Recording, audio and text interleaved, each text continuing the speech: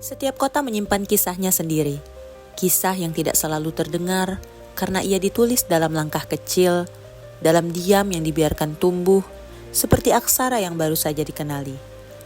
Di pagi yang biasa, kita melintasi nama yang telah lama berdiri. Tapi hari ini, mari kita lihat lebih dalam, bukan hanya huruf di gerbang melainkan cerita di baliknya. Gedung-gedung tinggi merancang masa depan dari balik meja, tapi seringkali perubahan justru tumbuh dari tangan-tangan kecil dan dari guru yang memilih untuk tetap tinggal meski tanpa sorotan. Air yang menari di tengah kota mungkin telah menyaksikan banyak hal berlalu, termasuk bagaimana sebuah kota kecil belajar mencintai membaca tanpa harus memaksakan diri menjadi kota besar.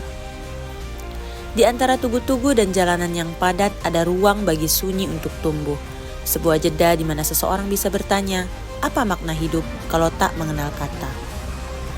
Ornamen buah yang tergantung di atas jembatan bukan sekadar simbol hasil bumi, tapi juga pengingat bahwa yang tumbuh dari tanah sendiri patut dijaga, diceritakan, diwariskan. Kendaraan berlalu lalang, semua orang tampak sibuk menuju sesuatu. Tapi kita lupa bahwa kesibukan tanpa makna adalah kekosongan, dan makna bisa datang dari satu halaman buku. Tugu yang menjulang itu adalah tanda kita pernah dihargai. Tapi kota yang bersih bukan hanya soal sampah yang dibuang, melainkan pikiran yang dijaga tetap jernih lewat literasi. Di pasar, bahasa berkembang lebih cepat dari teknologi.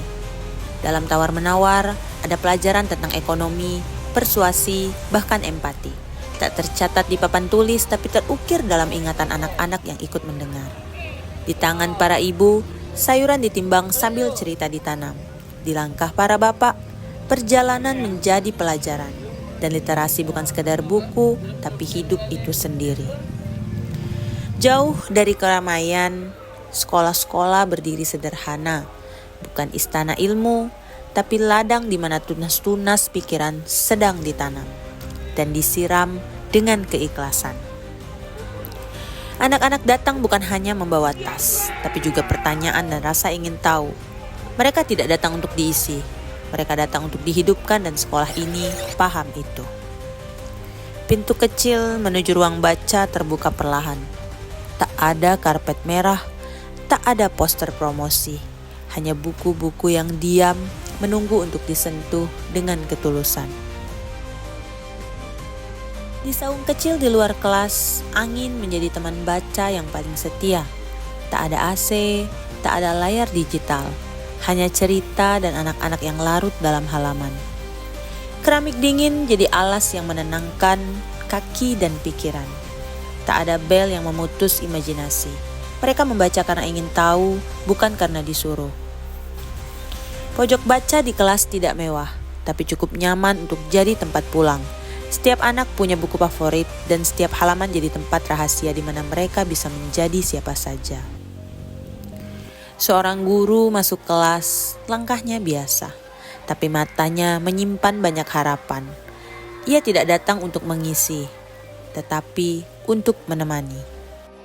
Ia tak membawa banyak alat bantu, tak ada layar lebar, tak ada suara mikrofon, hanya senyum dan kebiasaan mendengarkan hingga yang paling pelan.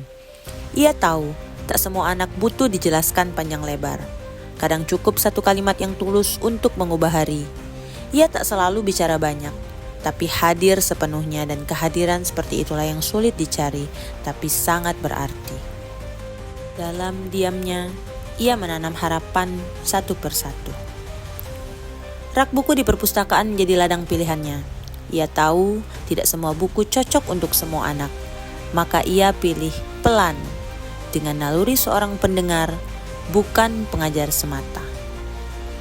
Ketika ia membaca untuk mengerti dunia anak-anaknya, agar tahu kapan harus berhenti menjelaskan dan mulai bercerita. Karena cerita adalah bahasa yang menyentuh lebih dalam. Ia tahu literasi bukan soal bisa membaca, tapi soal apakah anak-anak ingin terus membaca?